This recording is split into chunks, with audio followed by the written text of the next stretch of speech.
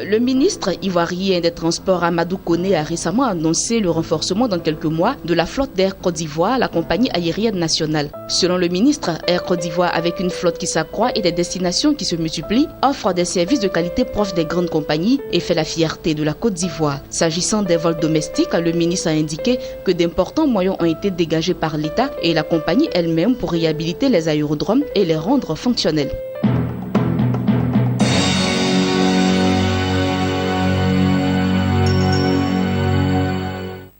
En 2017, l'Éthiopie compte produire 700 000 tonnes de sucre, un volume record qui représente une hausse de 75% par rapport aux 400 000 tonnes enregistrées ces dernières années. Cet objectif de production sera atteint grâce à l'expansion des usines de sucre existantes et à la construction de nouvelles usines au cours de cette année. Ces usines sont déjà prêtes pour entamer leurs activités.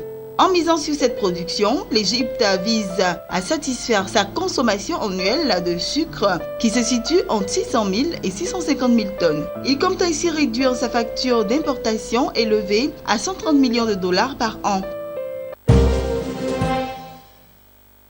Le gouvernement ougandais a lancé la semaine dernière un projet pilote d'une valeur de 424 milliards de shillings ougandais, soit 118 millions de dollars. Ce projet vise à accroître la production de semences de qualité par le secteur privé et assurer un approvisionnement stable des agriculteurs sur le marché des semences en Ouganda. Le projet consistera en la mise en place de mécanismes visant à rémunérer les compagnies privées semencières en fonction du volume et de la qualité de leur production. Pour rappel, le financement du projet se partage entre la fondation Bill et Melinda Gates et les gouvernements australiens, canadiens, américains et britanniques.